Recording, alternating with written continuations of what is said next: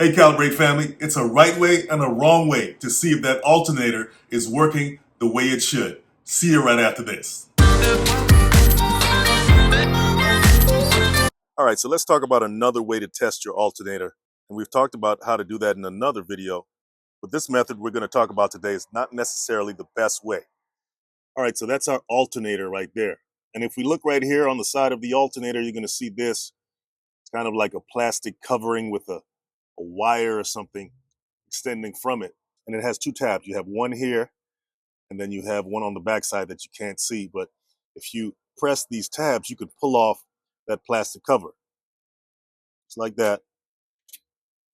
And that's going to expose this. This is the power stud for the alternator. So the power stud is also called the B plus terminal or the BAT terminal, or just simply the output stud. And it's the main electrical connection point on the alternator. So when your alternator is charging the system, this is where the main current comes out of it. Now this is a smooth metal surface, but it can also be threaded. Now this is the plastic cover that was covering the stud. As you can see, it has the two tabs I was talking about right here. You just got to press them and pull it off to reveal the stud. And this right here is something that was connected to the wiring and it got broken or something. That's why this came off. It should be connected to the wiring and just hang on to it. But anyway, at least you get a closer look at it. Now this is the wiring that's connected to the power stud. Get a closer look at it without the cover on.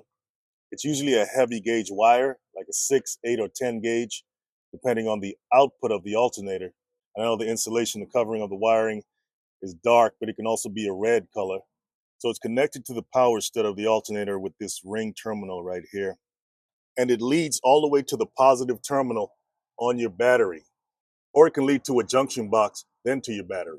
All right, now this is a 2015 Chrysler 200S. And the main power line, the B plus power line coming from the alternator, does not connect directly to the battery. It's routed to a distribution point first, and that's the fuse box. It's called the power distribution center, fancy name for it. And then from there, it connects to the battery. So if we look at the wiring here coming up from the engine here,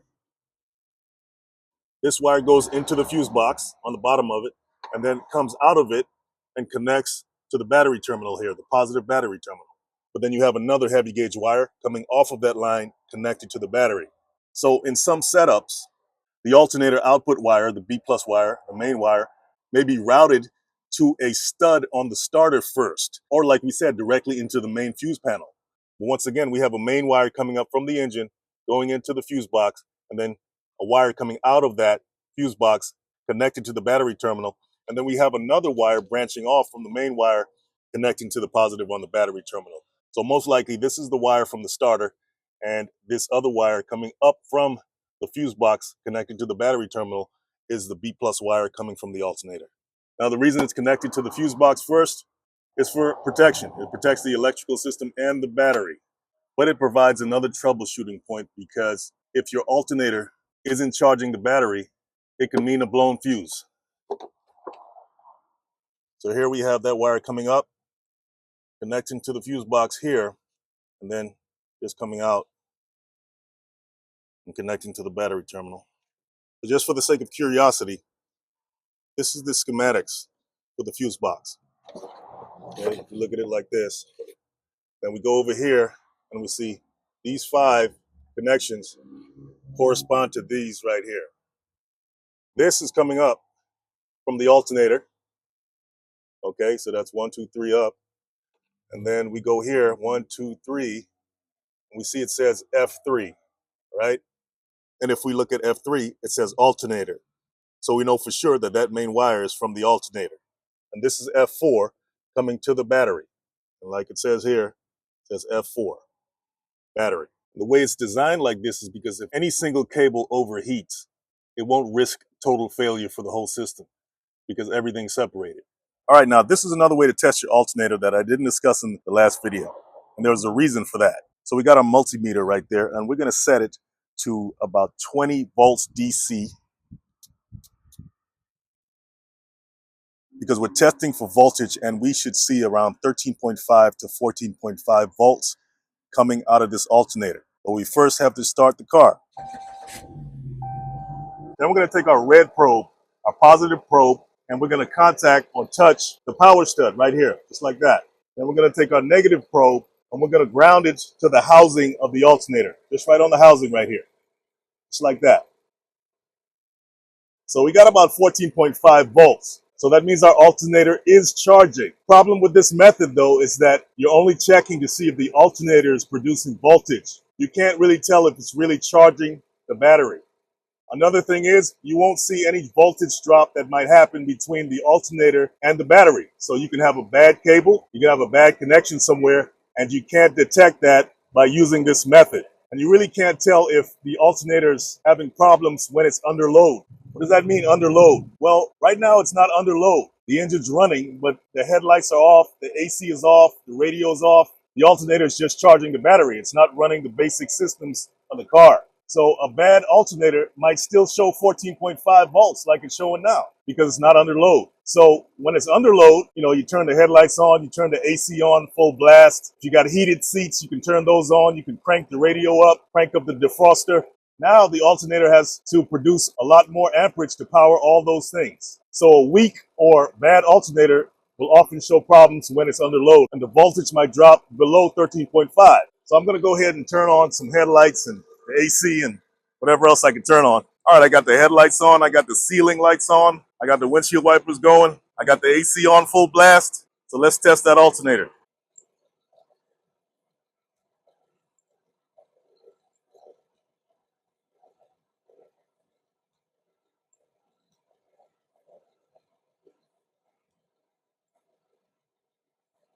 All right, so far it still looks good. So this is a good alternator based on our readings. But once again, guys, like I showed you in the last video on this subject, the best way to test it is through the battery, because that way you know what's happening between the battery and the alternator. Whether it's a bad cable connection somewhere or anything in between, the battery itself, when the engine's off, should read around 12.4 to 12.6 volts. That's for a healthy battery. So let's check that out. Put the positive probe on the positive terminal, negative probe on the negative terminal. So we got 13 volts. All right, guys, if your battery reads 13 volts when the engine is off, that's not necessarily a good thing. Normal battery voltage with the engine off should be 12.4 to 12.6 or 12.8 volts. If it's at 13 volts, that can mean a couple of things. We just ran the car to check the alternator, so the extra 5 to 7 volts could be a temporary surface charge that was left over. So I let the battery cool off for about an hour, 30 to 60 minutes max, and then I tested it again, and this is what we have.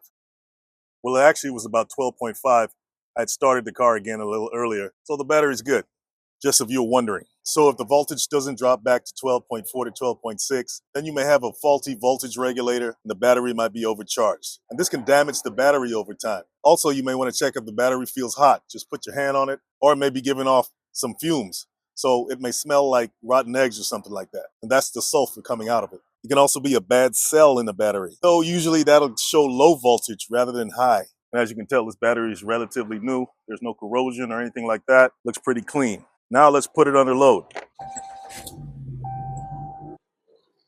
Now the voltage, while it's under load, should jump to around 13.5 to 14.5 volts. If it stays at around 12.6 volts or below, then the alternator is not charging. That shouldn't be an issue unless there's something happening between the alternator and the battery, because we checked the alternator already. If it's above 15 volts, then the voltage regulator might be bad. That means it's overcharging. So let's see what we got here.